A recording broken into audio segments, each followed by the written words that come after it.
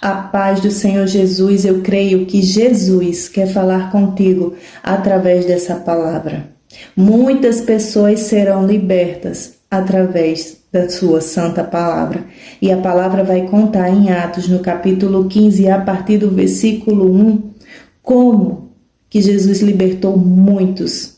E a palavra começa contando assim: alguns homens foram da região da Judéia para a cidade de Antioquia e começaram a ensinar aos irmãos que eles não poderiam ser salvos se não fossem circuncidados, como manda a lei de Moisés.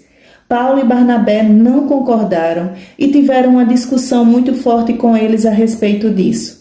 Aí foi resolvido que Paulo e Barnabé e mais alguns irmãos fossem para Jerusalém a fim de estudar esse assunto com os apóstolos e os presbíteros da igreja.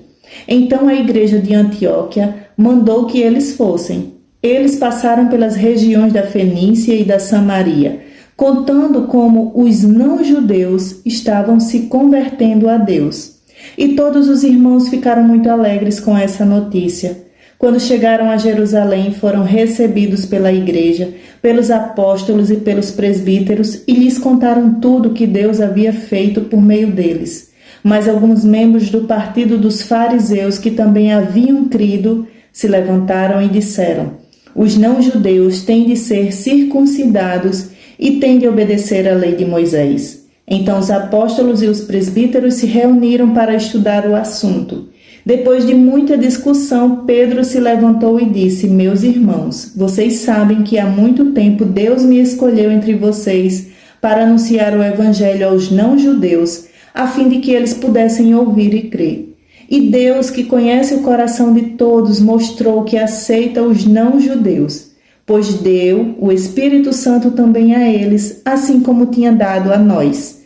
Deus não fez nenhuma diferença entre nós e eles. Ele perdoou os pecados deles porque eles creram. Então por que é que vocês estão querendo pôr Deus à prova, colocando uma carga nas costas dos que agora estão crendo? E essa carga nem nós, nem os nossos antepassados pudemos carregar. Pelo contrário, por meio da graça do Senhor Jesus, nós judeus cremos e somos salvos do mesmo modo que os não-judeus. Então todos os que estavam ali ficaram calados e escutaram Barnabé e Paulo contarem todos os milagres e maravilhas que Deus tinha feito por meio deles entre os não-judeus. Quando eles terminaram de falar, Tiago disse: meus irmãos, escutem. Simão acabou de explicar como Deus primeiro mostrou seu cuidado pelos não-judeus, escolhendo do meio deles um povo que seria dele. As palavras dos profetas estão bem de acordo com isso, pois as Escrituras Sagradas dizem: depois disso eu voltarei, diz o Senhor, e construirei de novo o reino de Davi, que é como uma casa que caiu. Juntarei de novo os pedaços dela e tornarei a levantá-la. Assim todas as outras pessoas, todos os outros povos que eu chamei para serem meus, vão procurar conhecer o Senhor. Assim diz o Senhor, que anunciou essas coisas desde os tempos antigos. E Tiago continuou: a minha opinião é esta.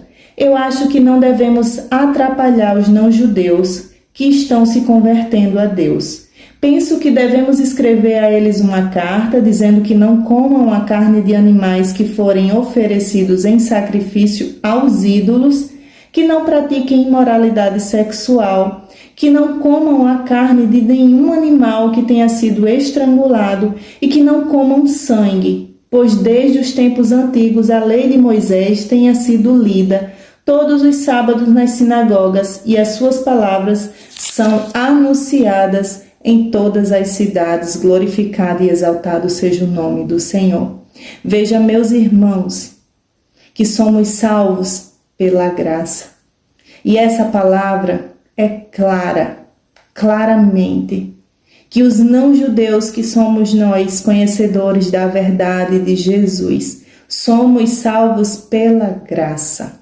E a palavra é clara, em nome de Jesus.